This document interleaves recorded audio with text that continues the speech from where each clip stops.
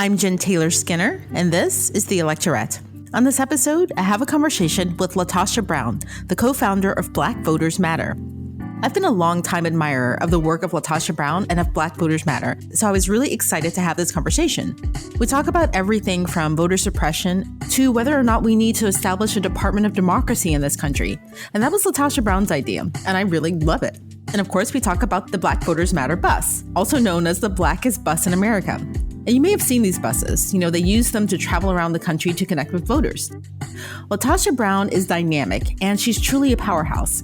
And this is one of those conversations that fundamentally changed the way I think about things, especially in relation to how to engage disenchanted voters. And honestly, this conversation with Latosha Brown is a mini masterclass in voter engagement. It really is. So without further ado, here is my conversation with Latosha Brown. Well, Latosha Brown, welcome to the podcast. Thank you for having me.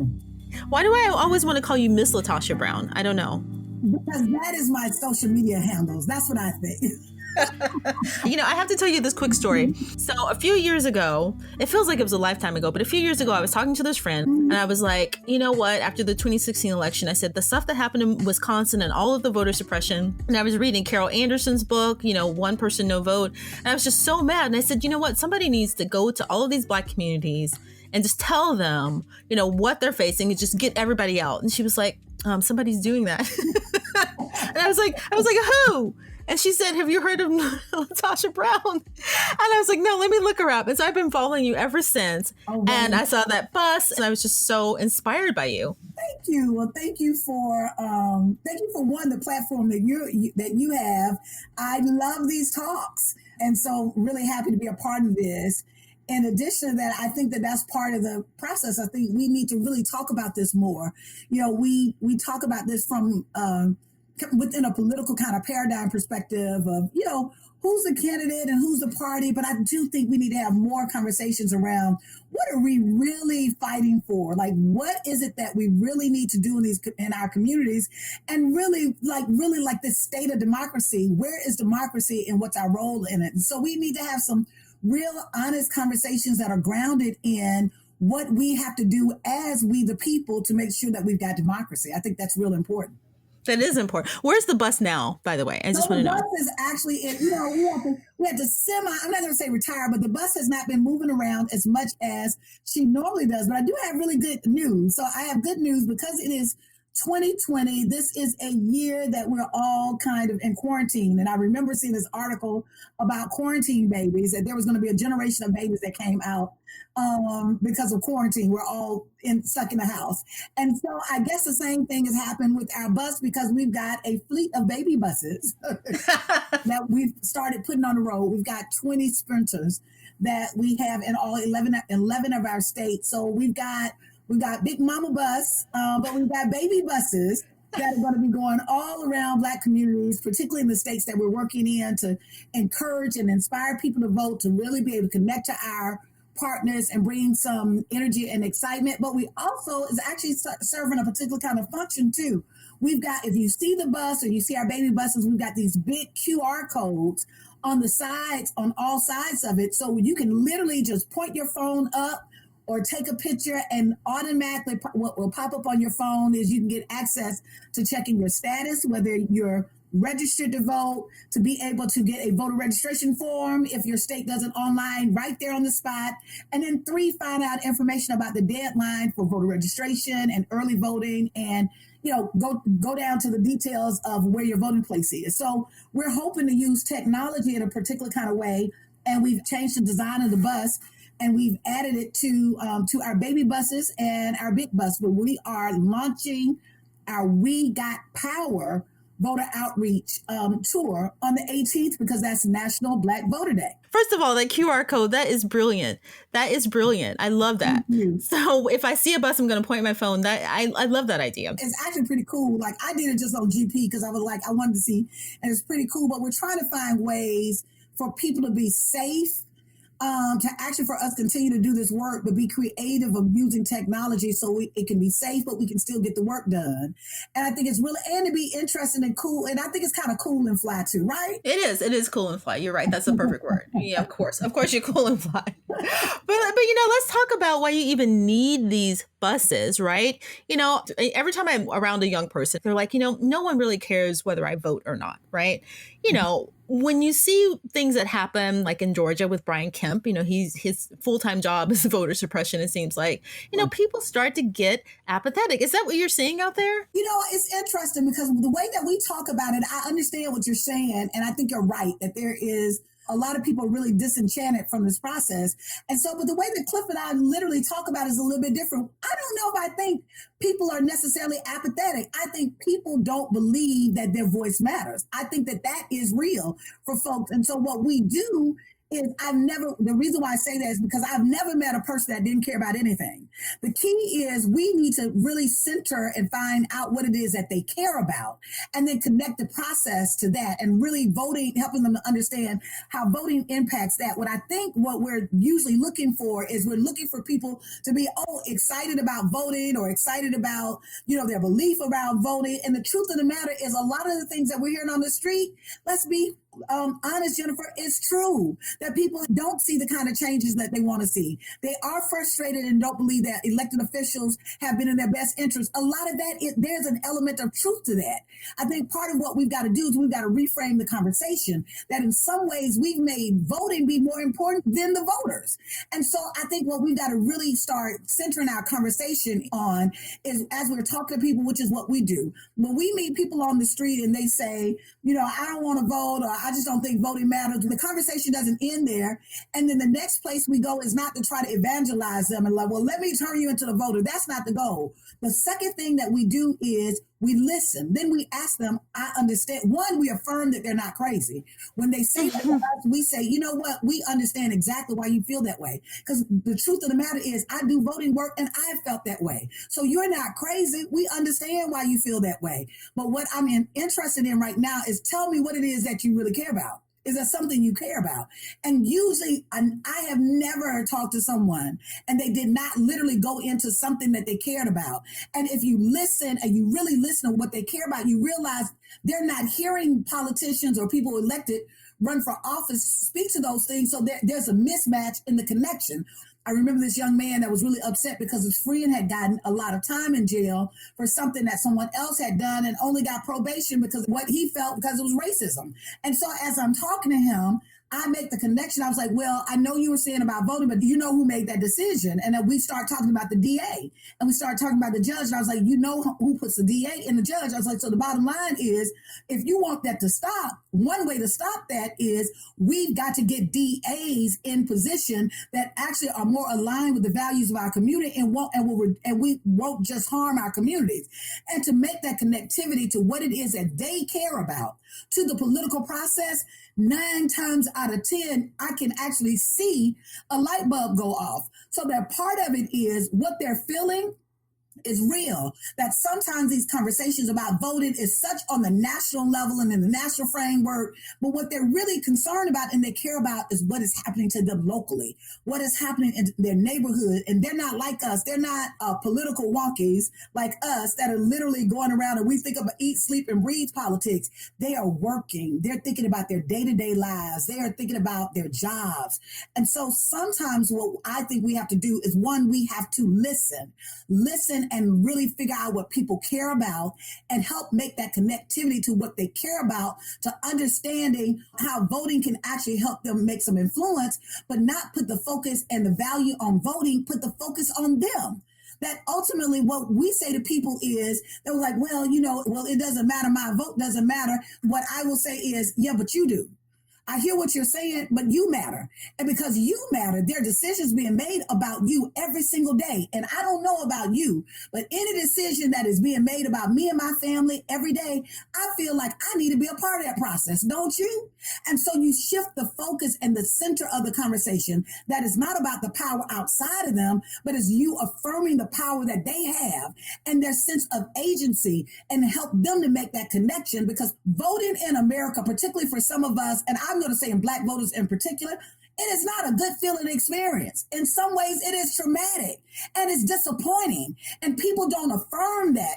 They just want us to continue to go on, to continue to fight, and to not affirm that. I think if we have authentic, honest conversations with people around the true limitations of voting, that what we say to folks is, no, I don't believe that voting is a panacea and the end all and the be all. But what I do know is that it does have power.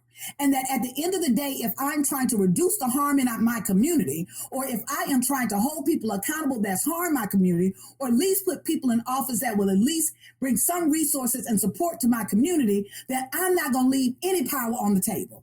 And so it's a reframing of how we talk to people about this process. Because if we're really honest, part of the reason why 45% of the country don't bother to vote in the first place is because there has been an intentional effort for them not to see themselves as engaged in the process. For the most part, I would tell people doing this work that you would know that every year, election after election, oftentimes the first time you would see some campaigns are 3 weeks out from the campaigns, and I would call it, here comes around the Negroes up, right? That there was no real intention to help people really connect to power or to build power after the election. It was, I need you because you are another number in my win.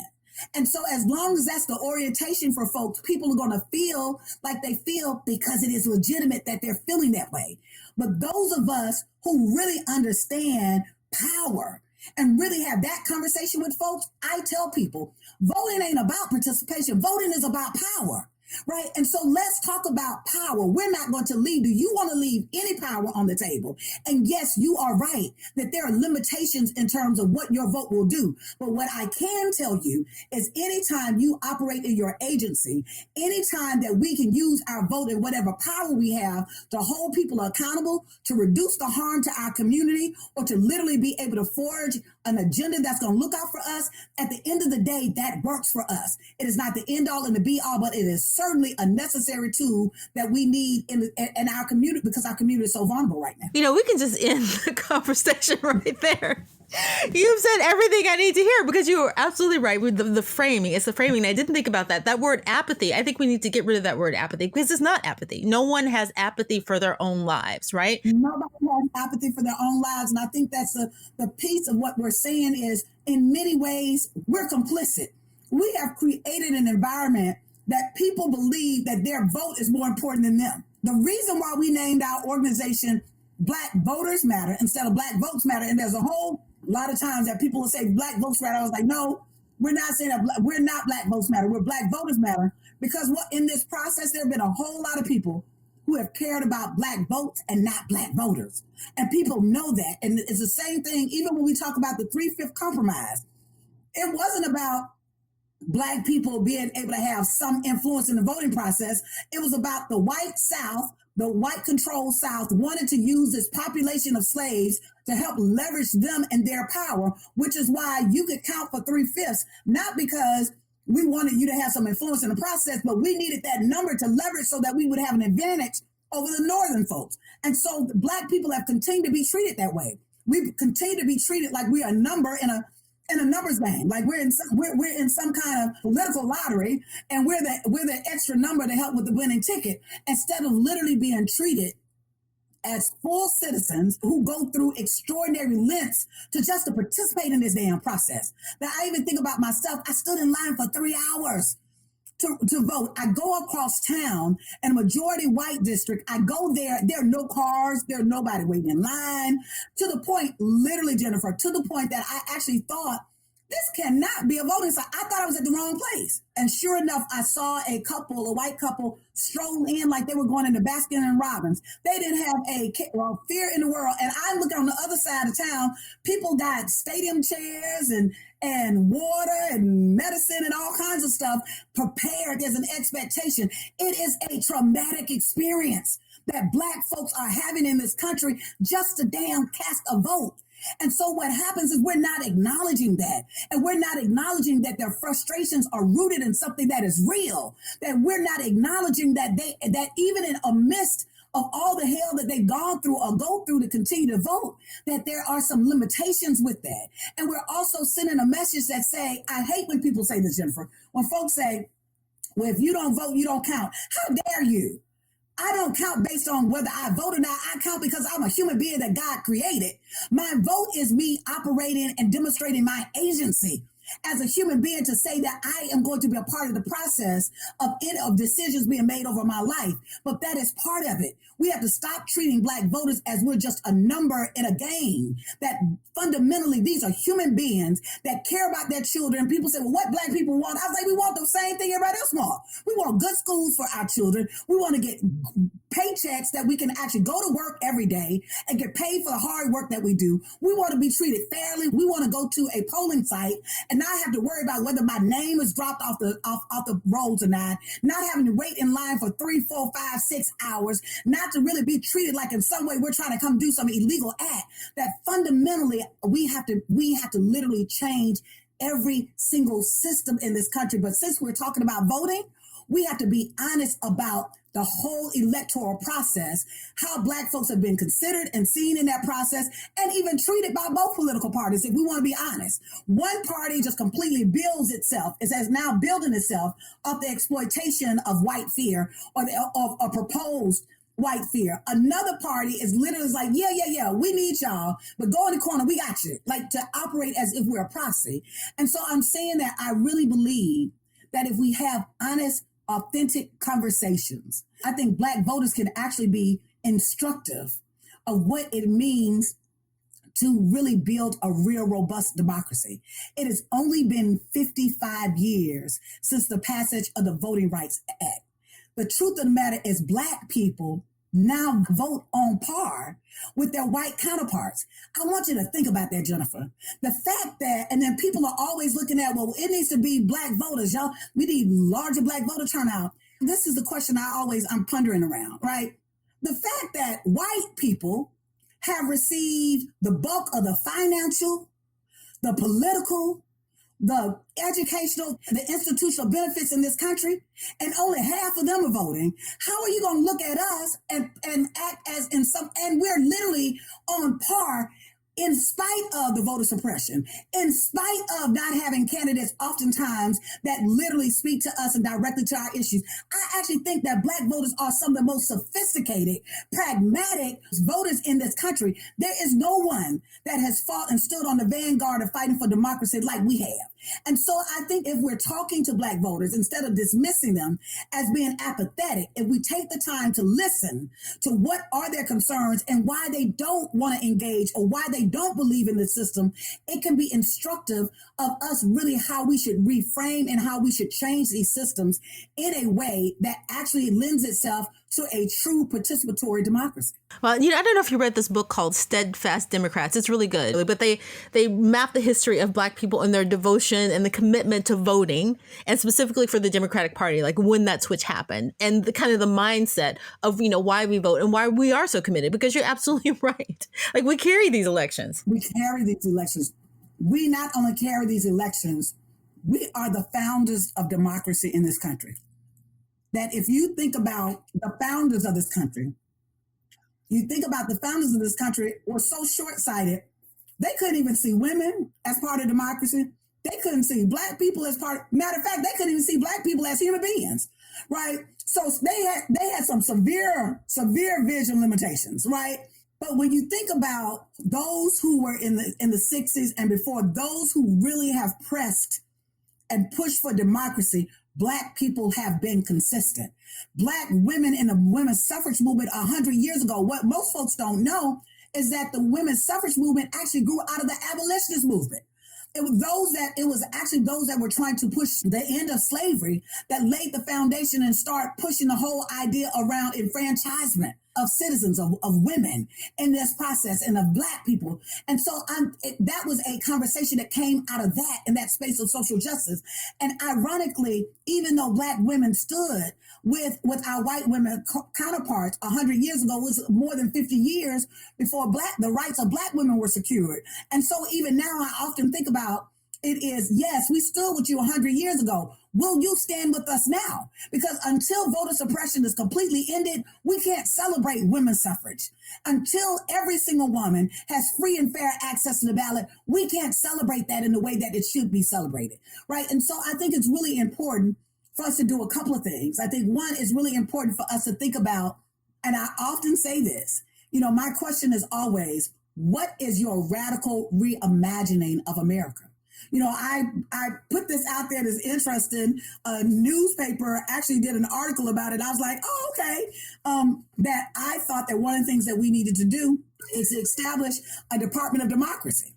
And I am so serious. I'm like, if we have a Department of Defense that spends trillions of dollars over time, that we've spent billions of dollars on buying weaponry, quote, to protect the security of this nation's assets, right?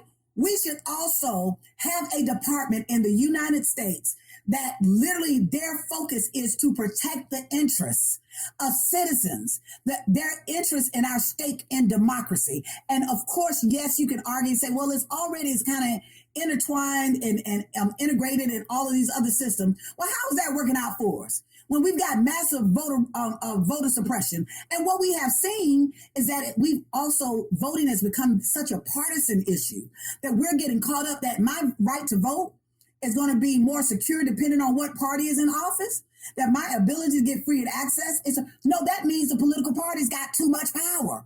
Yes, I'm going to say it. Nobody wants to say it. I'm going to say it. They've got too much power. The Constitution doesn't say we the parties. It says we the people.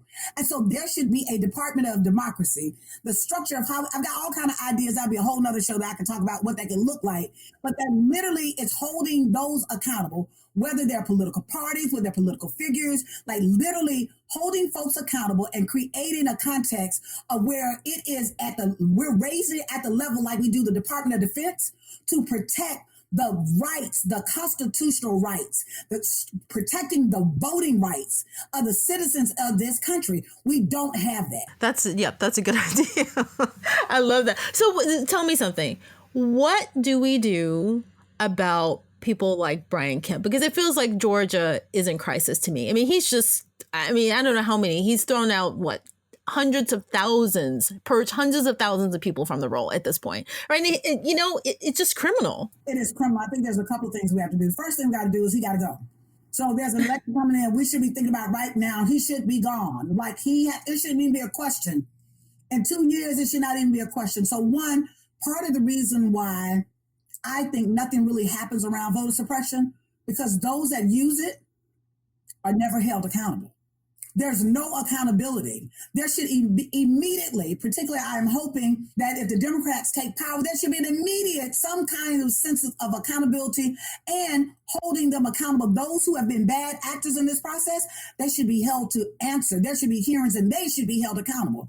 I also think another way to hold them accountable, like I said, in 2 years, is he has to be removed from office, right? I also think we need to think of other strategies too, as we're building the pipeline to have those candidates, those people run for these public offices, these progressives. I think we also have to help educate the public, because part of it is, it's almost people. I can't tell you how many people that I talked to that didn't really connect that they were standing in line for 3 hours as voter suppression. They knew it was wrong, but when they were thinking about voter suppression, they were thinking about, other particular ways and not really thinking about the spectrum of how it takes place, or thinking about what we could do to do something about it. Like in Georgia, one of the pieces I think, we should have had a recall immediately around Secretary of State. We have to start making an example of people who are bad actors. We have to hold them accountable and make an example of them, because so that we can literally send a message of how serious we are around voter suppression. It is almost as we just continue to go and say, that's a bad thing he did. He gets a couple of bad press. He was like, fine, but guess what? He got rewarded. He got a promotion. And so there's nothing that keeps them accountable in that sense, which is why I think we've got to put some pressure on Congress to have some much more stringent accountability measures to those who are bad actors. Two, I think we need to make sure that we have the immediate passage of the John Lewis Voting Restoration Act. What that is going to require, guess what that's going to require, Jennifer? That's going to require some more Senate votes, because it's been sitting on the Senate and has not moved. So that means the folks that are there are not willing to do that. So guess what? That means they've got to go, which means that even in this election, while there's a lot of focus and attention on the presidential race, we've got to take these Senate seats. There are Senate seats that we need to literally move some people out of office. There are enough Senate seats right now that can actually shift the dynamics in Congress. And so while it is really important for us to have the president, the truth of the matter is if the Senate was a certain way, you could actually muzzle the president. And so I want to see more people really organize in these states where you've got these key Senate races, because we need a new makeup of the Senate, just like we've had in the House. So how do we protect Black people, Black voters this November to keep them safe? You've got COVID, you've got voter suppression, which was in place, long before this election. And then you've got, the president, quote unquote, the president, kind of signaling to his militia to be an army for Trump at the polls. Well, the first thing I did right was the day I started to fight. Keep your eyes on the prize and hold on, hold on, hold on, hold on. Keep your eyes on the prize and hold on, hold on. I wanted to sing that song, as I often do, because that song was sang by activists and folks in Selma, from Perry County and the surrounding areas in the Black Belt in Alabama in 1965 that did not have government on their side. They did have political parties that were necessarily looking out for their interests. They didn't have a lot of money in the bank. They didn't have a lot of organizations that had money. What they did have is they had a sense of their own agency. They had a belief in their humanity, and they literally were committed to shifting the dynamics in this nation. And so I think oftentimes we get caught up in the political punditry of it all around, we need to do this, when let's learn from folks who didn't have all of this stuff on their side. How did they win? The way that they won is that they tapped into the moral consciousness of this country. They organized themselves and the resources that they had, and part of them organizing and engaging people was a part of the process of building that movement, and they fought. And so when we're talking about, and they fought in a way where they did what? They gave information. They found ways to really be able to connect to everyday folks, working class people, poor people. They spoke to their pain and also offered them a vision of what the possibilities should be. And so I think the same thing, we should see the same thing as we're looking at November the 3rd. Like right now, in the midst of COVID, while it's a critical, painful moment, in the midst of pain, there's also the opportunities of great possibilities. We've got to start tapping into people as we're doing and saying, listen, y'all, we know what it looks like. We see this man who is a open racist. The truth of the matter is, Black folk ain't shocked by that. We ain't just find out that Donald Trump, I'm glad that white people just discovering that, but we always knew he was a racist, right? And so on some level, I think it's tapped out just to go on like, oh, which more outrageous thing he did. At this point, we've seen him. We live with Trump, particularly those that live in the South. We live with Trump and been living with Trump for years. There's a 1,000 Trumps in this country, thousands of Trumps. The point being, though, is we've got to center a message of hope. We've got to center a message of what is it that we can change and bring that's different, and not a message that's centered in fear, but a message that is centered in the possibilities of what happens when we exert our power. We have to remind people that this isn't new. We've been here before. And what did we do last time? We fought like hell. We were organized. We pushed, and we came out in record numbers, and change happened. And I think the third thing is we've got to find creative ways to do the work, like we're doing at Black Voters Matter. As we're going out in our buses, like we talked about the QR codes, we're also continuing to integrate Black joy in our work. We have from DJ parties to performances to we're doing a hip hop summit.